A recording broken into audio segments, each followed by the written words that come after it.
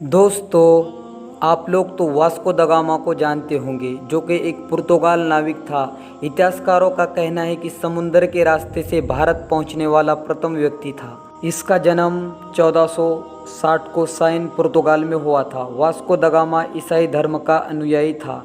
कहा जाता है कि समुद्र मार्ग से भारत की खोज सबसे पहले सन 20 मई 1458 को वास्को द गामा ने की थी। वो नौसेना का कमांडर था। उसका एक मकसद सिर्फ भारत के मसाले का व्यापार करना था। इतिहासकार लिखते हैं कि भारत की खोज सिर्फ वास्को द गामा ने की। क्या ये सच में भारत की खोज वास्को द गामा ने की? इससे पहले भारत नहीं था क्या? क्या सच है? इस वीडियो में बताएंगे। दोस्तों, सचमुच भारत खोया हुआ था और जिसके बारे में दुनिया नहीं जानती थी। क्या वास्को द गामा के पहले भारत में कोई विदेशी नहीं आया था? और क्या भारत कोई ऐसी चीज़ है जिसे खोजा जाए? हज़ारों किलोमीटर ज़मीन को वास्को द गामा ने खोज लिया क्या? आपको ये बात हजम होती है क्या? ऐसा है कि आप अपने पड़ोस के घर को खोज ले और दुनिया में इतिहास मशहूर हो जाए। हालांकि आजकल पढ़ाया जाता है कि भारत के समुद्र मार्ग की वास्को द गामा ने खोज की। सचमुच ये हद दर्जे की मूर्खता है। भारत के बच्चों को ये पढ़ाया जा रहा है कि वास्को द गामा ने भारत की खोज की। पढ़ाया ये जाना चाहे कि वास्को द गामा ने यूरोप को पहली बार भारत तक पहुंचने का समुद्र रास्ता बताया। दोस्तों, दरअसल पहले यूरोपियन देशों के लिए भारत एक पहेली जैसा था। यूरोप अरब के देशों से मसाले मिर्च आदि खरीदता था, लेकिन अरब देश के कारोबारी उसे ये नहीं बताते थे कि ये मसाले वहाँ पैदा किस जगह से करते हैं। यूरोपियन इस बात को समझ चुके थे कि अरब कारोबारी उनसे ज़रूर कुछ छुपा रहे हैं। ये व्यापारी अरब के उस पार मशरिकी देशों से ज़्यादा वाकिफ नहीं थे। जहाँ तक सवाल भारत का है तो इसके एक और हिमालय के ऐसी जंजीर है जिसे पार करना उस दौर में मुश्किल था। भारत के दूसरी और 3 ओर से भारत को समुद्र ने घेर रखा था। ऐसे में यूरोप वासियों के लिए भारत पहुंचने के लिए 3 रास्ते थे। पहला, रसिया पार करके चीन होते हुए ब्रह्मा में पहुंचकर भारत में आना, जो कि एक अंदाजे से कहीं ज़्यादा लंबा और जोखिम भरा था। दूसरा रास्ता था अरब और ईरान के पार करके भारत पहुंचना, लेकिन ये रास्ता अरब के लोगों के इस्तेमाल के लिए था।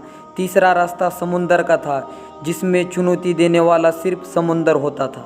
दोस्तों, ऐसे में एक देश के समुंदर मार्ग को खोज करने के लिए नाविक निकल पड़े, जिसके बारे में सुना बहुत था लेकिन देखा नहीं। जिसमें से पहला व्यक्ति कोलंबस था, जो कि इटली का निवासी था।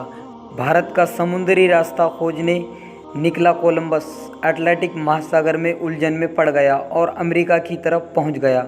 कोलंबस को लगा कि अमेरिका ही भारत है। इसी कारण वहां के मूल निवासियों को रेड इंडियन के नाम से जानने लगे।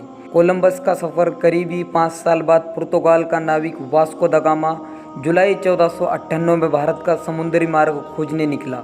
वास्को द गामा ने समुद्र के रास्ते कालीकट पहुंचकर यूरोप वासियों के लिए भारत पहुंचने का पहला मार्ग खोज लिया। दोस्तों, फिर 20 मई 1458 को वास्को द गामा कालीकट तट तक पहुंचा और वहां के राजा से कारोबार के लिए हमें भरवा ली।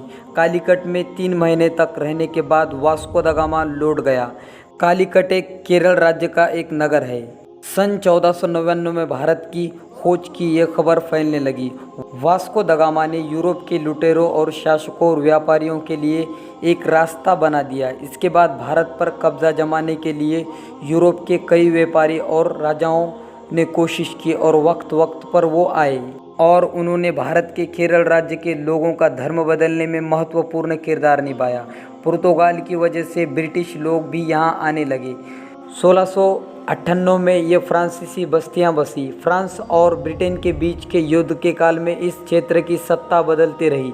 1503 में वास्को द गामा पुर्तगाल लौट गया और 20 साल वो रहने के बाद वो भारत से वापस चले गया। 24 मई 1524 को वास्को द गामा की मौत हो गई। दोस्तों, 8 जुलाई 1497 को वास्को द गामा 4 जहाज़ों के एक बेड़े के साथ लिस्बन से निकला था। वास्को द गामा के बेड़े के साथ 3 तर्जुमानी भी थे, जिसमें से अरबी बोलने वाले और कई बट्टू बोलिया के जानकार थे। इसी तरह से वो भारत को लूटने का रास्ता बताकर चले गया।